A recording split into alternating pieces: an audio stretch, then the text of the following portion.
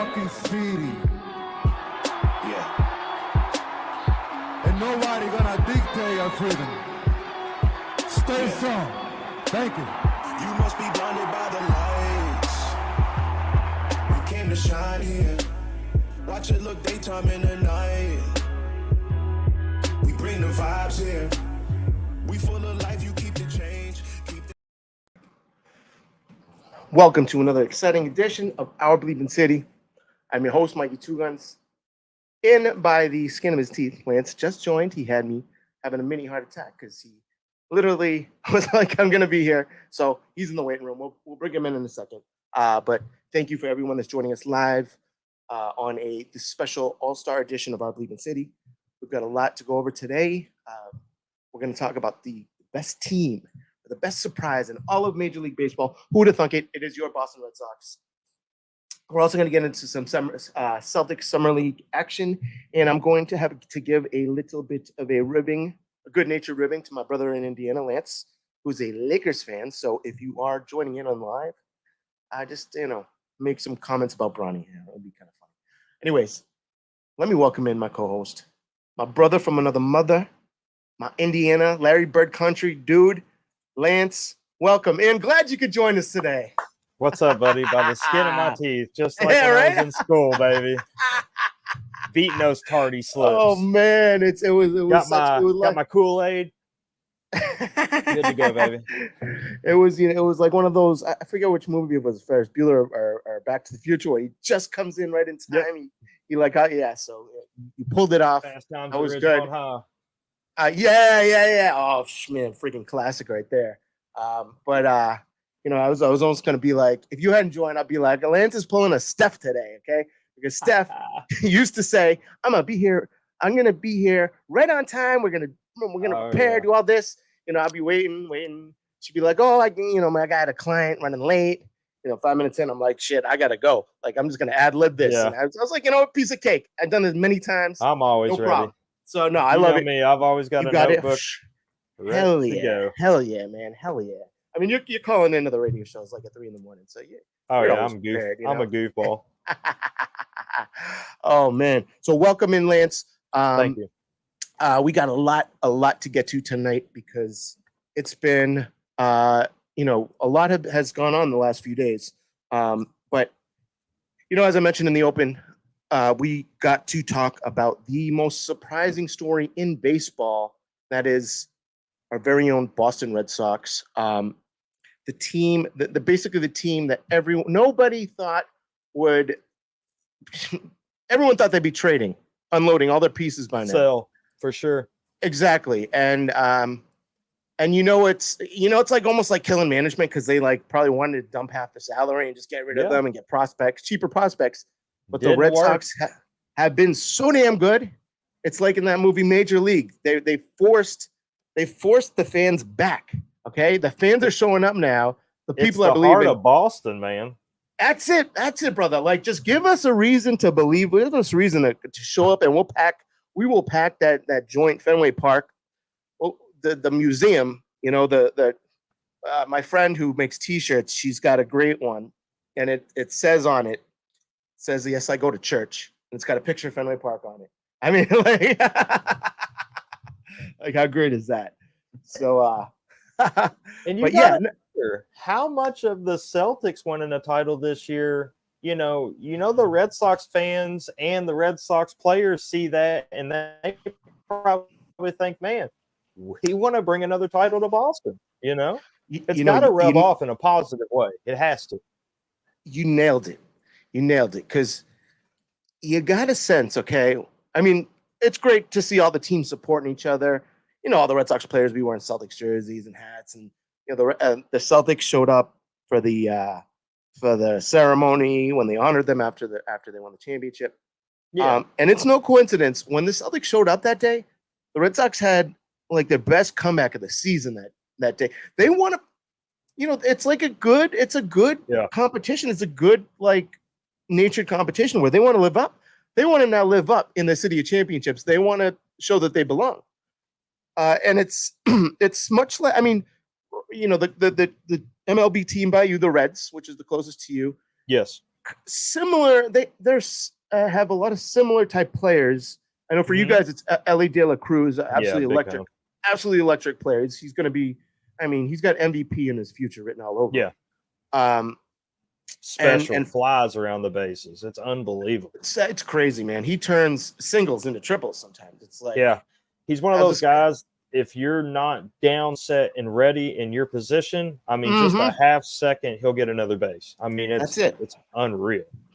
And it's funny too, because the speed, it makes the fielders make mistakes. The speed kills. Like guys, like they're already kind of any ground ball, they know they have to make a perfect play. It has to be clean, or else it's going to turn into a hit. And that has to make you tight as a defender. You're tight. You're thinking, I have to get this ball out of this glove because Ellie's going to get there. That's it. And so we got some guys too like that. Jaron Duran, who's our all-star, like speedster. Just, I mean, it's. I think I saw Ellie De La Cruz do it, and I've seen Duran do it. Where they'll try to pick off the guy on second. They'll miss it. It'll go to the outfield, and they'll score. They'll score from second, which is crazy. It just takes insane type speed. So, and the Red Sox have a really young team, and we got guys having career years like Duran, another guy that started off in our minor league system, the Woo Sox, which I'm wearing today, the Woo Sox symbol. A guy, David Hamilton, who nobody expected to do anything, and all he was ever known for was speed. And so, usually those guys are like a late September call up, maybe for the playoff run for a pinch runner, a la Dave Roberts in 2004. He's actually shown his bat has actually shown up. So the Sox have a really young team of young players like that are just. They're just killing it, man. And it's you can see the Yankees are hear the footsteps and are choking away. Yeah. The lead. Let me say this, Lance. It was 14. Isn't that crazy? 14 games just a month ago. 1 month. Okay, and now it's under. It's like 3.5 to the Yankees. They're only like 4.5 out of the division. And that's why they say baseball really is a sport of two halves, or 2 seasons within a season. Because it is. You have to play 2 halves. It's unlike any other sport, really. It's you can be out, and then like 1 week of good baseball, all of a sudden you're the highlight on ESPN. Or 1 bad week of baseball, now everybody's like, "Oh my God, they're falling apart." So it goes back and forth. The difference is like you were kind of getting into with the Yankees. It's been a downward spiral. Ooh. It's not just been a week. It's been multiple weeks. So, and everybody wants Boone fired, as far as I've heard from Yankee fans, just non-Yankee fans. And, if they were to fire him, I feel like they would have already done it. I mean, why keep prolonging this? So I don't know if, I just feel like that's not going to happen right now. I feel like they are with him at least to the end of this season. Agreed. He's definitely going to be there till the end of the year. But if they choke this away, or if they don't make the playoffs, he's gone for sure. Yeah. If they flame out in 2 games in the wild card, he's definitely he's gone. And my man Calvin, shout out to my boy Calvin, ultimate Celtics fan, from Texas actually, where they're doing the All-Star game tonight. He is so correct. Yankees have fumbled. It's like the player that's got the butterfingers that can't catch the ball. They are just fumbling this thing away. And the thing is, it's in their heads too. Oh yeah. So there's no. I believe in bad streaks, bad juju. Like if I was a Yankees manager, I might be trying to Phil Jackson at this point and just going around with sage and zing or whatever it is, and trying to get the bad spirits out of the Bronx, because it's like I don't know how they stop it. Doing like the Kyrie Irving, he did the sage at one point. Now that didn't work out so good for Kyrie, but Phil Jackson, he did some great things with the Lakers. We'll get to the Lakers. We will get to the Lakers. Celtics Lakers, the summer league last night. Rough. Yeah, right. You're saying Bronny did not have a triple double. If anyone didn't see last night, just or a double double. You know what? It's true. To 28-3, that is a score that you say those three numbers. I mean, here in Boston, you know what that is. The comeback. Yeah. I mean, that is the comeback of all comebacks. It's I don't bet on a lot of sports. That was my greatest win there. Like I had literally drunk myself into a stupor at halftime because I thought I was going to lose a shit ton of money. And by the time they won, I was like, I didn't even know if I was like passed out drunk and imagining it, or if they actually had come back. So it was like the double incredible celebration. It's the best betting win ever. It's the most I ever won, and the way I won it, it was crazy. I wish I remember half of it though, because I was so kind of in a drunken stupor because I wanted to forget it. What up to my man Jesse? Oh, another one of my Celtics dogs right in the house. Jesse, what is up, my man? Lance, you're gonna get acclimated to all the Celtics super fans because I put a shout in the Celtics chat tonight for people to join. All my dogs are showing up. Jesse, big shout out to you, and big shout out to your channel, man. Jesse is the man. He goes to the games. He does kind of like what my other buddy Drewski does. He'll go to the games and he'll take videos and put compilation videos. And man, cool. This dude is on point with these videos. They're nice. Does he go by his name on Twitter? I will look him up. Yeah, I think he does. He's got great stuff. He's on YouTube too. Jesse, if you want to throw in that your YouTube channel in the chat, we'll give it a shout. So yeah. Back to the Sox. It's funny. The All-Star break is going on in baseball. I really had zero desire to watch the game tonight. The home run derby is a different story. That's fun, but yeah. I don't even know what is going on tonight. Who won? Who's winning? I will say one thing though. Fenway Park needs another All-Star game. It is a special place. I don't know if you've seen the highlights from the last time. The last time it was in Fenway during the steroid era. we had Mark McGuire, Sammy Sosa, just cranking. Barry Bonds, Ken Griffey. I don't know if Barry Bonds did it, but Ken Griffey Jr. and Omar Garcia. You got to check the highlights of it because Lansdowne Street, the street right behind the Green Monster. Mm-hmm. All people, it's crazy. It's just all people. Everyone's got fishing nets trying to get balls. Just waiting. And they were just cranking it. They were just cranking it up there. There's a parking lot up there too. I wonder how many windows they broke. But yeah.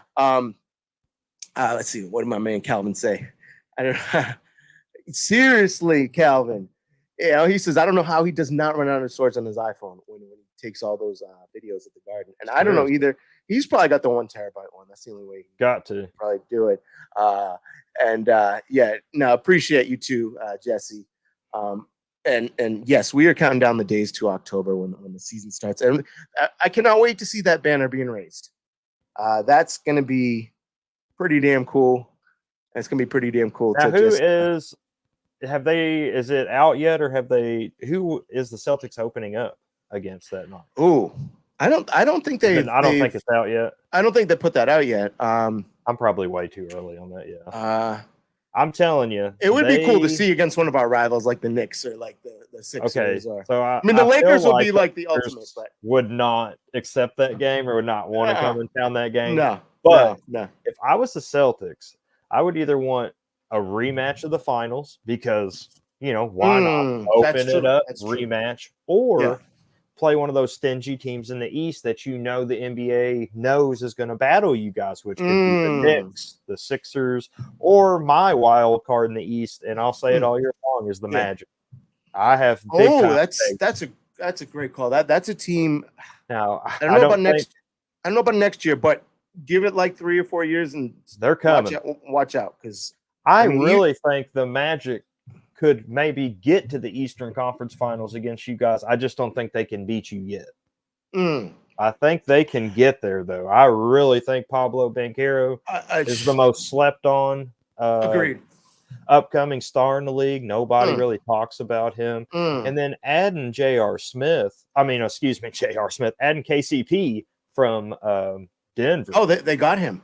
Is huge. Yeah. Wow, I mean, veteran 3-point shooter champion from the Lakers and Denver. I mean, the dude can stroke it.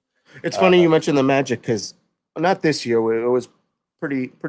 I know we lost them in the in-season tournament, but the year before, they killed us. Like I remember, the NBA does those stupid back-to-back games, and at home, like it's a home. It's weird. You'll do a home game, and then the next day or the day after, they'll play the same team twice. I don't know if they're getting cheap. They just want to do travel costs. But we had a few of those against the Magic, and we lost. I remember twice in a row to them 2 years ago. So yeah, they're a team that's definitely been on the radar, and they're gonna be problems in the years to come. Definitely another team to watch out for. I mean, your Indiana Pacers. They're going to be a stingy team. I mean, they're young. They could still use another guy. I mean, I know Indiana. We're hoping Halliburton could keep growing, but I still think Indiana's a guy short. Yeah, agreed. Turner's good. Pascal Siakam was nice to add. Halliburton's nice, and they have tons of depth. It's just you need that second superstar. Yeah, at least because they got Halliburton. They don't have that second. Yeah, they need a little help. Superstar. Yeah, because you add another guy with Siakam and Turner, now you've got pretty nice overall. But I still think Indiana, it's a big what if with them in the whole Celtics series, from that game one disaster to game one. Lose that? That's a big what if, Yeah. Celtics won, so you can't really say, well, the Celtics took care of business and you have to play the last whistle. But man, did the Pacers let one get away. I mean, it was one of the most chance to win that series, in my opinion. It was crazy. I mean, I want to know what the probability. They do all the stat. All the stat guys have all the probabilities. Like during the games, you see it on baseball all the time. It had to be something like 99.999 something percent. If we could go some time, man, and place. I mean, there was. It was the most improbable comeback. And had Indiana not blown that, it could have been a long series. I'll say this: it was the more. I'd say that series was more competitive than the finals. Yeah. I mean, Indiana gave us, even though it was a sweep, it was the most competitive sweep. Probably it was a competitive sweep. As weird as that sounds. Yeah, you're right. Yeah. But yeah, it's gonna be the East is gonna look. It's gonna be different this year because you got the Paul Knicks. George coming over to the Sixers. That's a big move, Yeah, that former Pacer. That was pretty surprising. Actually, I did not. I don't think anyone really saw that one coming. And the thing about that is Paul George. He's not obviously the same Paul George as he was when he was younger, even before the leg injury. But he's still pretty good. But they've got to keep him healthy. And then the ultimate with the Sixers every single year is what? Keeping Embiid on the floor. I mean, it's like he's always dragging a leg or his back's hurt or something's hurt. And, they've got Maxey. I believe he's still there. Yeah. I mean, they've got a trio right there that if they can all stay healthy, but that's my biggest if with Sixers. It's health.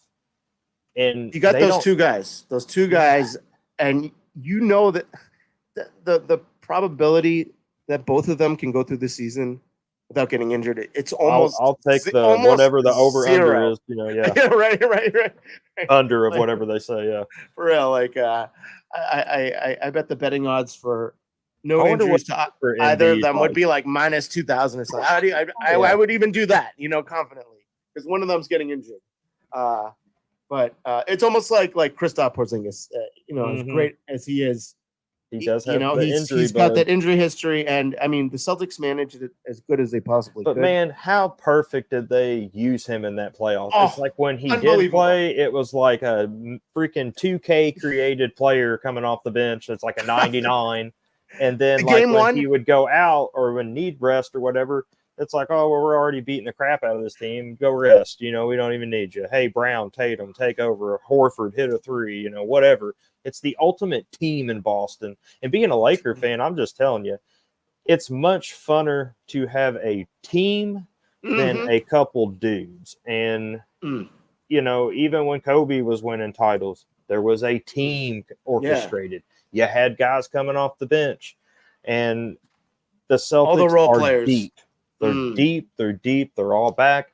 And I think they'll have the best record in the East. I do. Yeah. But I am very curious about the Knicks, the Magic, the Sixers. There's just a couple teams I'm curious. Can they challenge the Celtics in the Eastern Conference Finals? Can they beat them? You know, Yeah. Did the Celtics have a weird, you know, down year? You never know what's going to happen. So injuries and yeah, there's always those teams that just come out of nowhere. Cavs, I really don't know about the Cavs. They're kind of a weird team for me. The Heat, you know, are always going to be hanging around. You know, that culture's for real. Oh man, it's funny. On Twitter, man, the Heat fans, they love to talk so much shit. They really do. And they really haven't won anything in a while since the same group that ran out of a finals game and then is notorious for beating on the doors to get back in and couldn't get in. You know? Ray Allen, you poop. Oh my God, that Ray Allen, that hurts too. Because still been with the season. Oh yeah, I always forget. Do Celtics fans hate Ray Allen for leaving, or are they did over that? They did for a while. And it was funny because KG. A lot of players are cool with each other and like boys, like. KG was old school. When Ray Allen, he disowned him right there. He wouldn't even say like dap him up before, you know, at the tip off or like anything. Like he would like Ray Allen would come over to the bench, you know, and KG would kind of just like turn his head and kind of sort of dap him. But it was up until I'd say KG got his number retired and Ray Allen came to it. It was frosty. Like that was not the biggest. Yeah. You know, another player, this is really random, but talking about players leaving and going to kind of rivals. I mean, being a Colts fan, I remember Vinatieri coming to old Indianapolis and being a hero for us for a while, you know. Man. I love Vinatieri. I have a Vinatieri helmet in my garage that's signed. It's like the only Boston-related autograph that's in my house. I can't have too much. I don't want my house to be cursed, but, you know. But no, I love it. It's cool. I got it from a guy, K-Weave Sports. I think he follows you or you follow him on Instagram. Oh, yeah. He's the guy I tell you in Indianapolis that does all the autographed jerseys and stuff. Oh, right on. Right on. Gets anything. I mean, he can get stuff out of Boston. So he just has connections everywhere. He's got the hookup.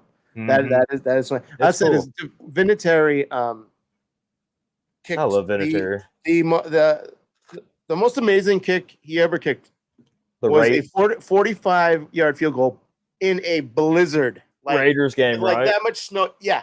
And it was just like the tuck rule, right? Is that where that all came from? Yeah. Yes. But the tuck rule, no one would ever be even talking about the tuck rule had he not made the most impossible kick in a driving blizzard. Yeah, that I mean, like it was. Dude is just as important to those Brady titles or that Brady title as Brady was to him. You know, team once again, Boston team. You know?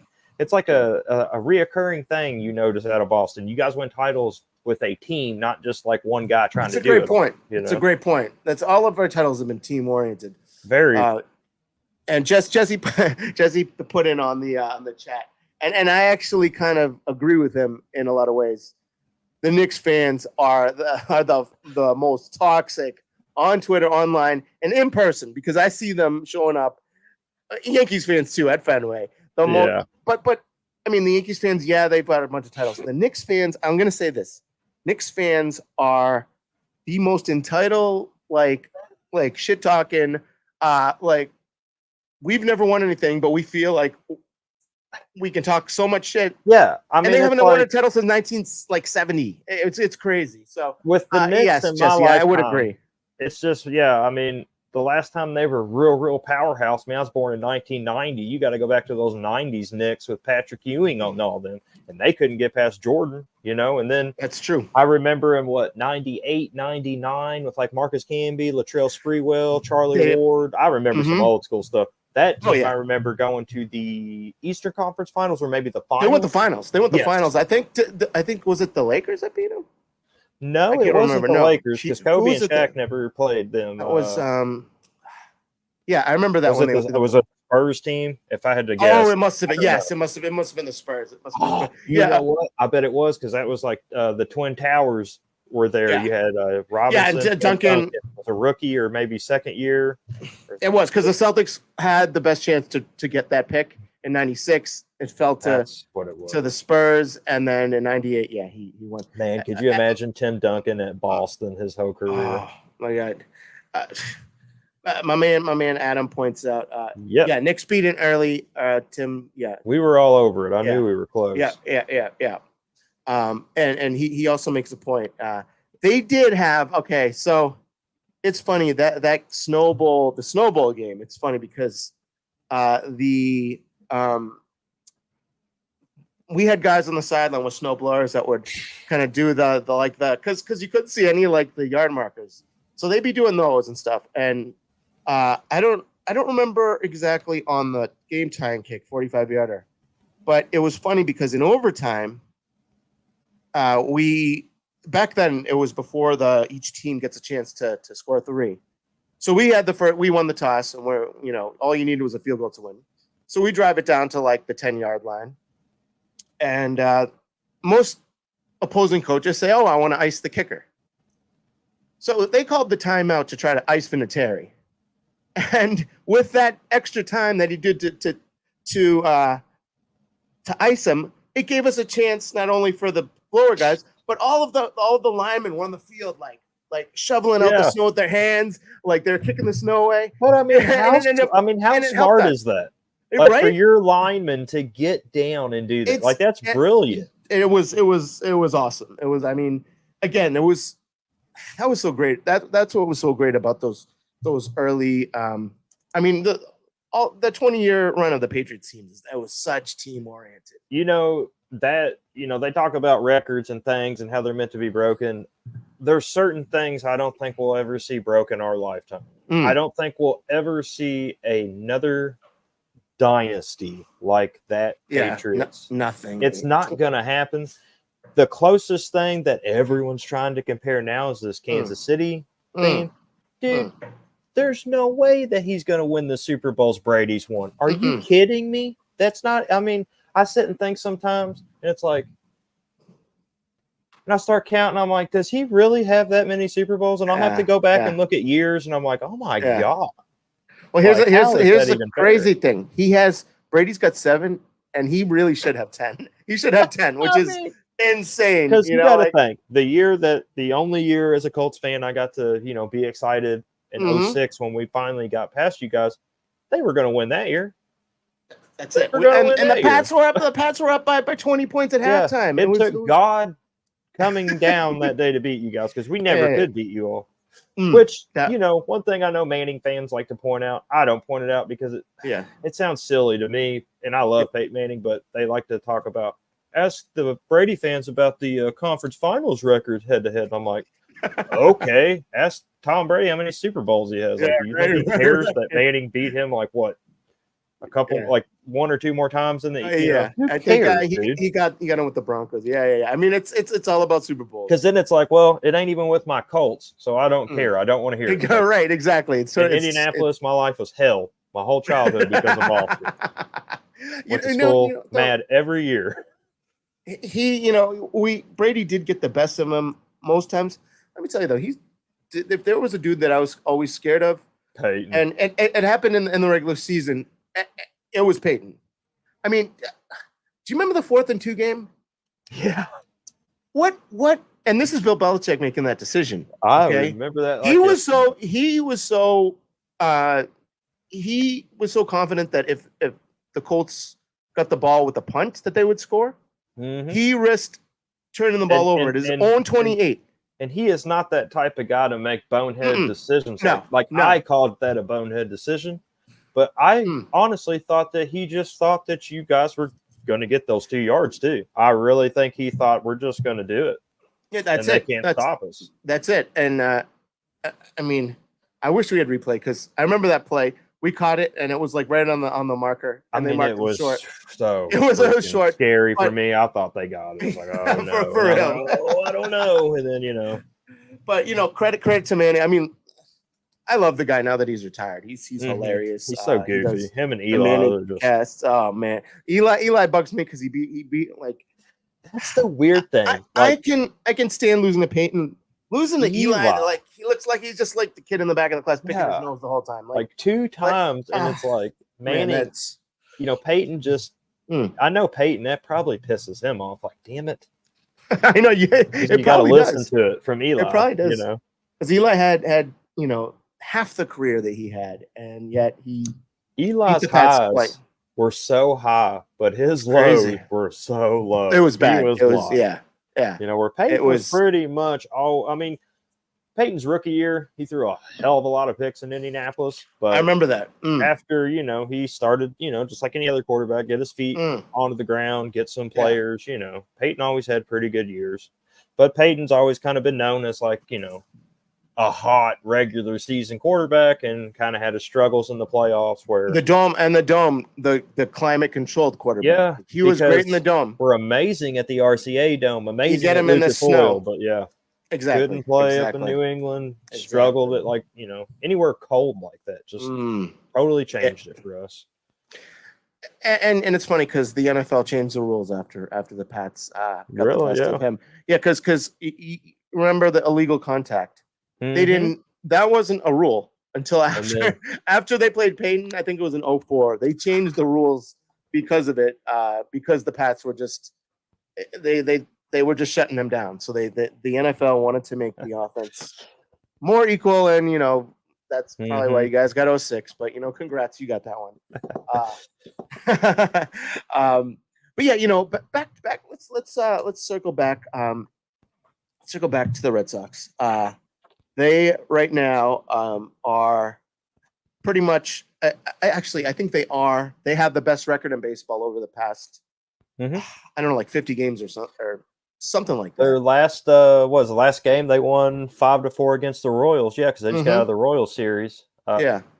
Which they 2 out of 3 out of that series. So I mean, that's what you want to do: win the Keep winning series. And then the one before that, remember Oakland? We talked. Yeah, they won 2 out of 3. They won 2 out of 3. The one before that, Didn't New they York, put up 12 or 14 in one of them games, Boston? Yeah. Oh yeah. They I mean, aside, they lost one, but the 2 that they won, the bats were coming alive. Devers. I had Devers in the last game, 2 RBIs, home run, 2 for 3 at the plate. Smith had a great game, 3 RBIs, 2 for 3. I wanted to talk about him because, I know you're not as locked in with the Sox. So our starting first baseman, Casas, who's one of our young future stars, broke a rib earlier in the season, and I mean, pretty much everyone was saying, we can't afford any injuries.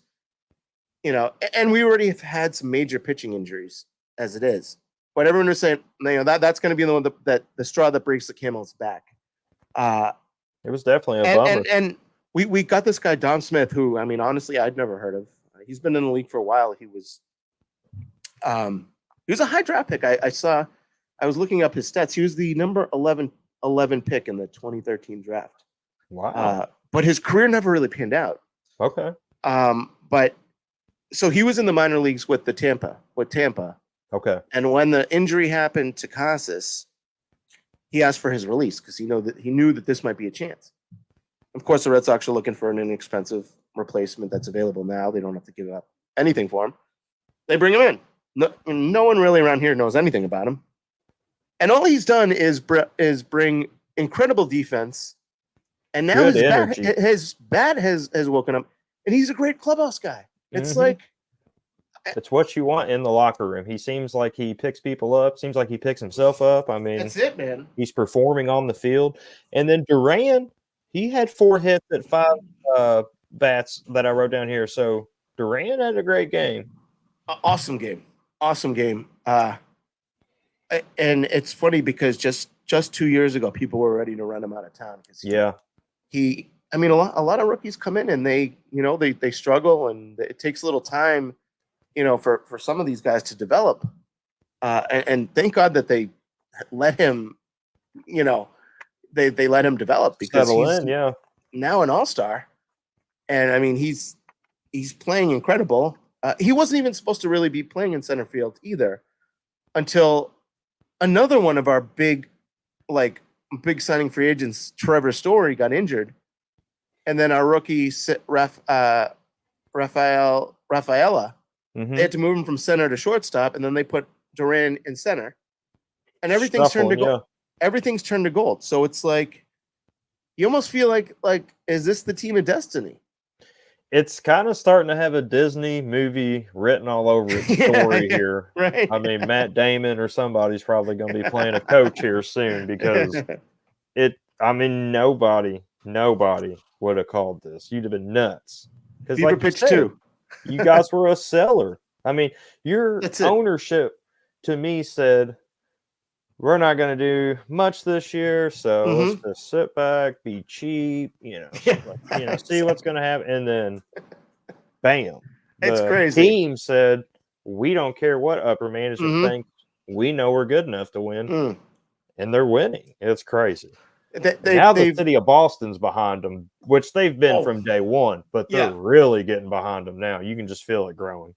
You nailed it. I mean, baseball is this has always been a huge baseball town. With the history of the Sox, it's obviously they go back the furthest. But it's funny because they've given management no choice. They have to add now. They cannot trade. And it's funny because only a week ago, as good as they were doing, management still was saying, well, we want to see. We're not sure if we're buyers or sellers. Yeah.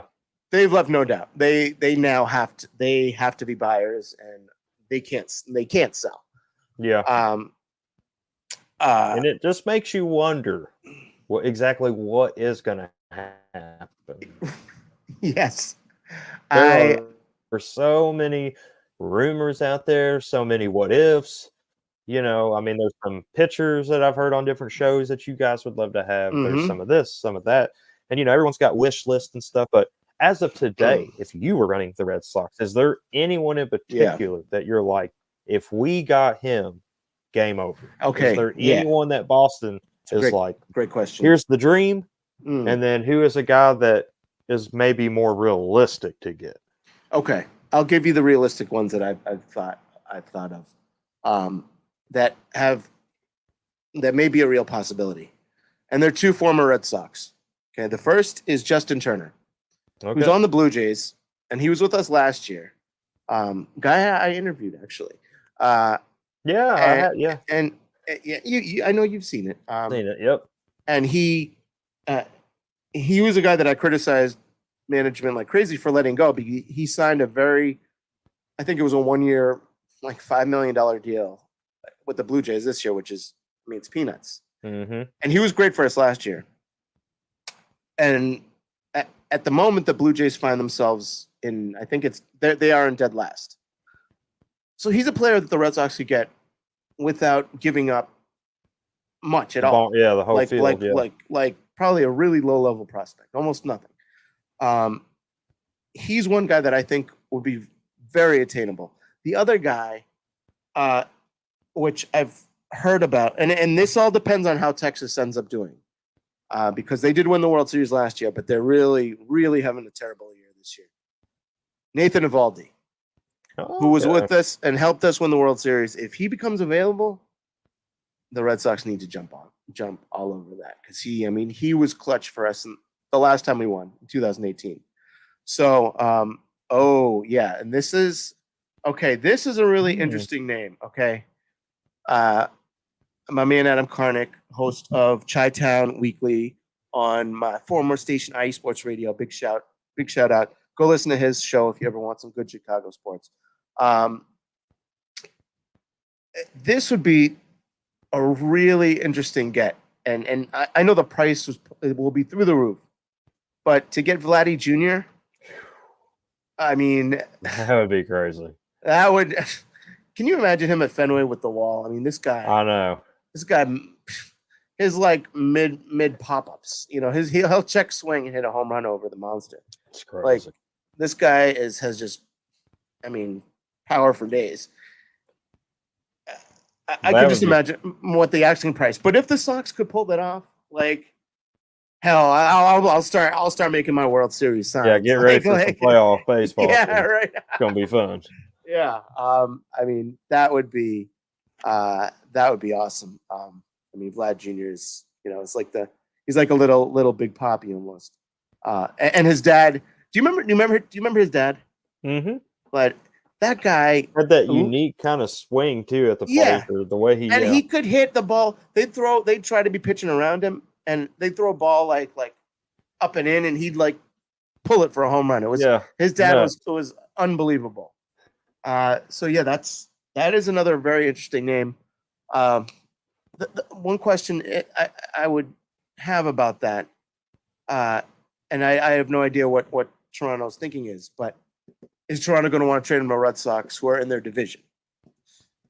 You know, a lot of times teams don't like to do that. So, you know, I'm sure if the price is right, they would though. So, but who knows? Who knows what they're going to be thinking? You know what's funny? The other guy you had mentioned the other week, that pitcher, the Japanese pitcher, he's also on Toronto. Yeah. So, I mean, there's a lot of Toronto players that would be very, very intriguing if they became available, and also would count on the Sox be willing to give up something. I mean, one of the prospects. And that's like, you know, not to jump too far ahead, but your guys' draft pick this year. Yeah, good call. You should be excited. You should be excited. Out of Texas A&M. I forgot about that. I wanted to Texas talk. Texas A&M is a great college program. They have good baseball players. Yes. Braden Montgomery. That's who it is. Yes, He was a top 7 or top 8 prospect at one time. Now he did break the ankle. In the Super Regional, I think he broke the ankle, but it's not the NBA. He's going to have time to get it healed. He's not going to be expected to go out and make crazy hard cuts and stuff at first. They'll let him get healed, but he is a great pick at 12. And you know he's a switch hitter, but he does most of his damage from the left side. So, but he can switch hit. So that's something to keep in mind. Batted 322 average with 27 homers and 61 games, 85 RBIs. So he's a good plate hitter and a steal for you guys. There's also a guy in your clubhouse, Devin Pearson. He's an amateur scout for you guys. Yeah. And he said he's been a fan for a long time, dating back to high school, and that he can play all 3 outfield positions.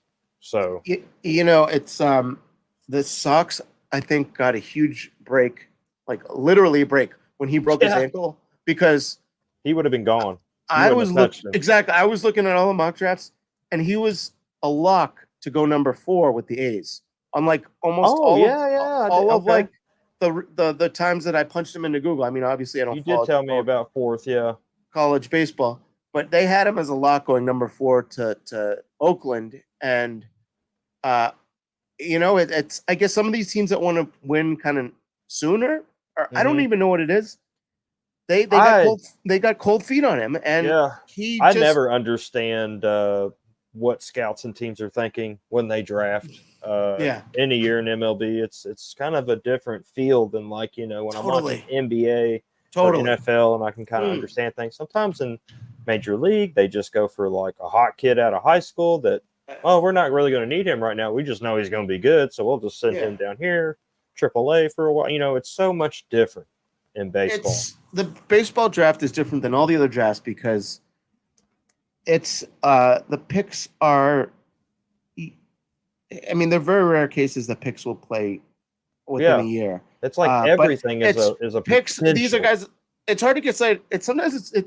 I think there's not as much buzz about the draft because these are guys that are being picked that probably won't play for 4 years, 3 or 4 years. It's not like you got Cooper Flag coming out of Duke. That's probably going to be obviously starting for a freaking NBA team, but speaking of Cooper Flag, I just found out he's from New England. He's from Maine. Yeah.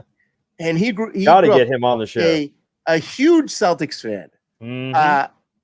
And I was talking with my other buddy about this, and it's a shame that the Celtics. So in the trade that they netted Tatum and Brown, they got like 4 picks from the Brooklyn Nets. Okay, Mhm. and I'm saying it's a shame that they didn't defer one of them till next year. Oh, could you Because imagine? I mean, he would be the dude's a stud. The dude's absolute. I'm gonna go ahead and call it today, and we're gonna Yeah. see how close I am with this live. Mm. I think Cooper Flag will be playing for the Portland Trailblazers or Pistons. the Pistons. Yeah, And I feel bad because Yeah. nobody should want to go play for those 2 teams. But my God. But then again, my Lakers are pretty much just as bad as Portland, so who knows? Not that bad, but my Well, God. at least Portland's kind of nice. Like Detroit, I haven't heard very many. Yeah, nice I would things about rather play in Portland than I would Detroit for sure. But that. Yeah, we sit here and we laugh, make jokes, but like yeah. it just takes a couple guys to start turning things around. It's and true. Cooper Flag is going to be a building block anywhere he goes. I mean, they got Cade Cunningham. They just signed him for like that 5 or 6 year deal. So, I mean, you start putting guys like that together and, they're not going to be the last team in the league anymore, but That's it. I mean, developing. He's going to be the next. Well, especially because you didn't have that with Wemby when he was before the draft in college. And it was kind of a big mystery. Like you'd see YouTube highlights, but he was playing in the league. No one would watch. ESPN's going to shove Cooper down people's faces. It's going to be nuts. It's going to be Zion 2.0. Remember the year of Zion? Mm-hmm. That 1 year at Duke. Big this guy's going to be the next Duke sensation. And Cooper Flag reminds me of a white man's version of Kevin Garnett a little bit. Really? The way that he can bring it up the court. He's got good enough ball handling. Like KG used, people forget when he was with the Timberwolves, that dude was pretty much a point guard in a way. That's true, yeah. Because he could take it down the court. He could pull up and hit those 15-footers all day. He could dunk it on you. He could block shots. And Cooper can do all of that. Plus, Cooper can shoot the 3 way better than KG probably ever thought about. I mean, because KG, the players back, it's weird how different the NBA is now. Had Kevin Garnett, it'd be interesting to see him today, like growing up. He'd definitely be a much better 3-point shooter. He would. He would have practiced it like from high school up. I remember he hit 3s for Boston at times. I mean, when he'd roll out, but it wasn't like a whole lot. His bread and butter shot was the 18-footer right in front of the 3-point line. Like that was just that was it. It was money. It was money every time. I mean that's an interesting comparison to KG. And I've done. How tall is he? He is 6'9" or 6'10". Wow. I think he's 6'9", Cooper. So he's probably going to grow another couple inches. So I think KG as of right now was a little bit tall. I think KG was like 6'11". Yep. 6'10", something like that. Yep. But yep. I mean, we've seen some of the highlights out of Team USA practice, and don't get me wrong, are they trying to hurt the kid or go super hard? No, but he was still taking it to him. And the AD was closing out, and he was just pulling 3s and hitting it. Bam Adebayo out of Kentucky, but out of the Heat. Yeah. There's the one highlight where Cooper comes and gets that rebound and pretty much goes up over him for the putback. I mean, it was crazy watching. Like they should have added him to the team. I was seeing the highlights, and I was like, wait, who is this guy? Like, which team is he from? I was just assuming like he was on, like he was an NBA star. I mean, because there's some players on the Jazz and things that I don't follow. It's like, oh, is he one of those? Like the dude he could step in right now and be an impact player. He's going to be special at Duke. I'm telling you. I am confident, and March Madness is the craziest thing ever. But I'm pretty confident to say that you're going to see the Duke Blue Devils go on one hell of a run this year in basketball because their team is stacked. Yeah. I mean, they've got a guy out. They got a guy that came in at 7'1", 7'2". And the dude is a 5-star that shoots. I mean, he stands out and shoots 3s and can stroke it. And he's a good rim protector. They're just loaded again, dude. Totally loaded. Lance, let me ask you this: did you expect? Okay, once Coach K left, did you expect this kind of dynasty to continue? Because I almost thought it might be almost like after Bill Belichick has left the Pats, people are expecting a drop off. Total, Did you see this? I was a little nervous because I just know that history tells us when you try to replace legendary people like that, you usually fall on hard times. I mean, I live in Indiana. Ever since Bobby Knight walked out the door or was pushed out, think of this state. We have been dying for the Indiana Hoosiers to be back on top. And we've kind of become a laughing stock a little bit. I live in Indiana. I do like to cheer for Duke. I just always like Duke, but I like the Indiana Hoosiers too. I want them to do good. Yeah. And it's just like we've had a few years here and there that's like, but nothing crazy. Right. And really this year, IU had a bunch of people transfer in from different schools. They had a 7-footer coming in from Oregon. That's going to be big for them. So it's kind of a big year for Mike Woodson, the coach of Indiana. He's on the hot seat, big time. They don't have to win the Big Ten title, but they've got to be competitive, and he's definitely got to get them in the tournament. And if IU doesn't get to Sweet 16, Elite 8, they might fire him because there's no patience. It's almost like the Yankees. They're tired of it. Yeah. He's been there a couple years. Mike Woodson as a college player, go back and watch highlights when he played. Dude was amazing for. Was he really? He played it. He played for Indiana. Yeah, Mike Woodson, top 5 scorer all time. Interesting. Amazing. Dude could ball. But yeah, he's got to put up this year, or he's going to be fired. But going back to Duke, it's like I was totally shocked when John Shire was named the head coach. I mean, you're talking about a young pup. Now, he did win a title with Duke as a point or as a 2-guard. Did he really? Won. Was it 2015 or 10? I'm trying to think what year he was on. He was on 10 or 15. Won the title. Has been on the coaching staff. Had time to learn under Kay, and Kay was grooming him. You could tell. But I didn't think he was grooming him to take over Duke. Right. I thought maybe he was just teaching a former player. They go to a small, mid-major or whatever. Because Jeff Capel, that's at Pitt, former Duke player, I thought he would maybe get a chance to come back because he was on the coaching staff for years. Yeah. I thought, okay, is Cal, somebody big like that, going to get called upon? Coach Cal, how big are we going to try to go here? And when Shire was named coach, people were nervous, but since he's been there, this is his 3rd year. He's had the number 1 recruiting class, the number 2, and then this year the number 1. So Duke is recruiting better now than ever.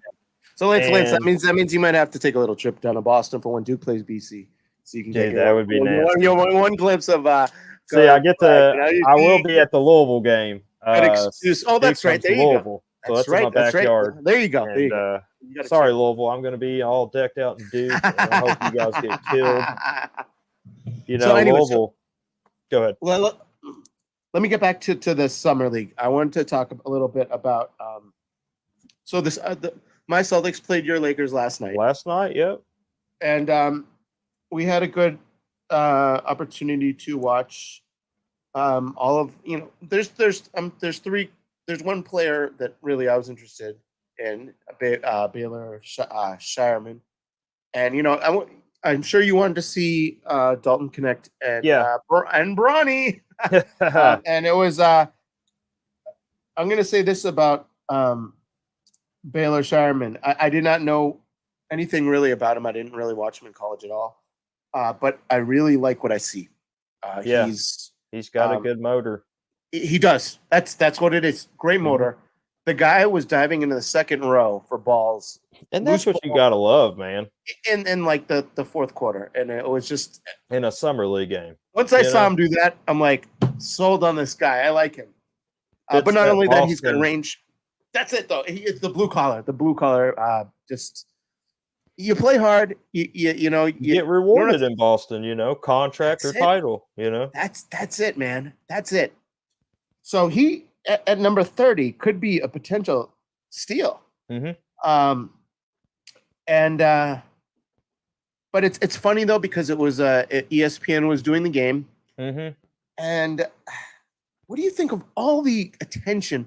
Like I would have been pissed if I was the Lakers' number one pick, Dalton Connect. Yeah, because all the focus is all on Bronny, and it's like ESPN is doing their best marketing promotional. We're going to push this down people's throat. Oh my God. Because if you notice, and I don't know anybody that's just flat out been like, oh, I hope the kid fails. No, but they've definitely made it to where you can't say anything honest about Bronny.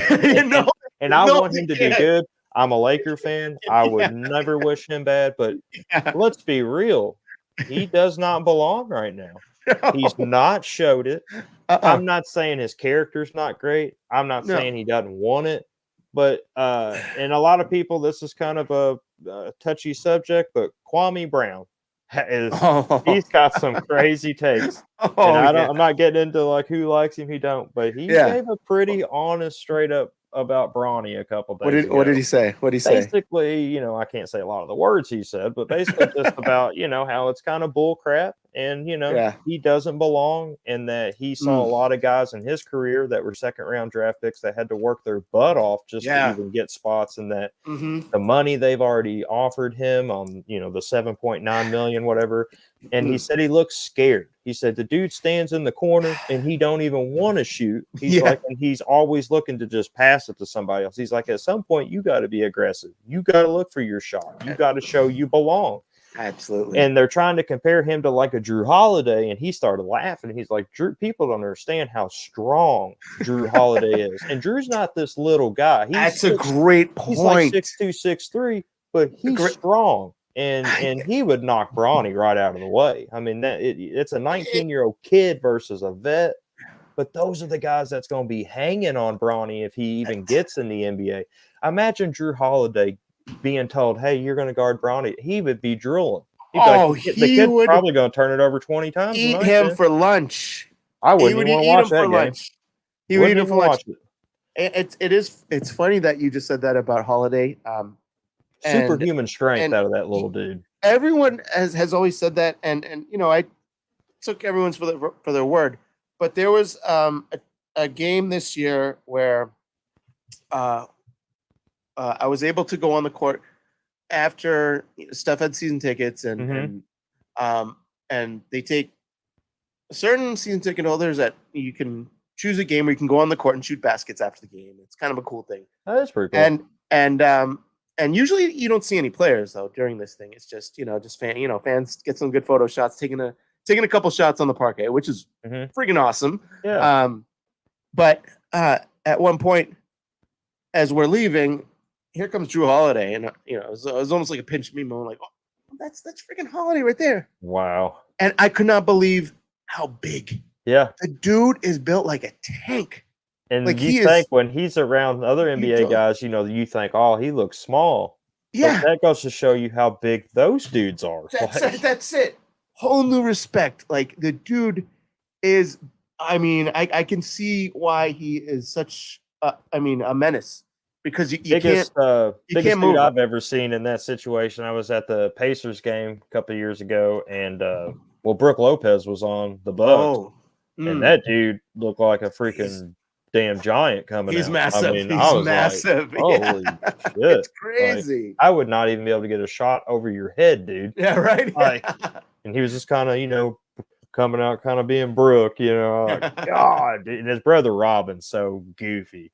Doesn't he remind you of Sideshow Bob from the Simpsons? Yes, I was getting ready to say, who is the hairstyle? It's Sideshow. Yeah. Oh yeah, that's hilarious. Oh man! But something funny is I did that internship with the Louisville Bats AAA team last year, and Robin Lopez has came to the Louisville Bats just to sit down and eat chicken tenders. He likes their chicken tenders at the stadium. And when I tell you, looking at a 7-footer sitting down in a baseball seat, his knees are almost like to where his head was, and he's just sitting there eating chicken tenders. It's like this guy can afford to eat like meat made by Bobby Flay or like whatever famous chef you want, and he's eating the same chicken strips I'm trying to get a voucher for over here because I work here. Free, like he probably looked like what's the Arnold Schwarzenegger in Kindergarten There's Cop? somewhere I'm with a guy that I used to work with. Are we still there, Lance? You there? Yeah. Yep. You just lagged behind a little bit. No, it's I don't know. He's probably looking like Schwarzenegger in Kindergarten Cop, where he's sitting in the the little kid seats, and he's just way too big, yes. So. Kindergarten Cop. I haven't seen that movie in years. Oh man. So okay, so let's so about Bronny, 2 points last night. And his line, he is yet to hit a 3-pointer. I think he's 0 for 15. Yeah. At one, he was 0 for 9 the game before. Wow. Like, dude, at what? I mean, and the thing that worries me when you're 6'2" like him, because he's short, or he's like 6'1" something, 6'2". He does not have the physical attributes that his dad has. You cannot not be a good 3-point shooter. Mm-hmm. When you're small, exactly. You have to be lightning quick and just be like a teardrop guy. Yeah. Something kind of. You gotta do one thing really good if you're gonna be doing anything good. You gotta either defend, like be a lockdown defender, or a sharpshooter. And when you're neither, he's gonna have to get a little stronger. Obviously, he's 19. His body's still growing. I mean, he could grow a couple inches, which would be great for him. Good, yeah. But Tatum grew. They keep talking about, how now JJ Redick's been saying things like, well, we really think his strength's going to be on like on ball defense and being. Yeah. And I'm like, well, he's got to get stronger, because right now, I mean, just like we said, Drew Holiday, he'll take him down to the post. He'll drive by him. He'll shoot over him. That'd be a nightmare matchup for Bron. It was. I mean, NBA teams. Any guy that he's going to have to guard, nightmare matchup for him right now. NBA teams, they're all about exploiting matchups. They will exploit the crap out of him, and it would just. I mean, there's no way they would get him out of the game, like immediately. I hope for Bronny that he finds a way to start improving through the summer league, and hopefully for him quickly. Yeah. But he's just going to have to really take it day by day. This is probably a big jump for him that we're seeing. And I think he's realizing, I only played a couple games at USC. He had the heart problem. Should have stayed 4 years. Should have stayed there 4 years. I mean, they don't need and money, enjoyed life as a college student.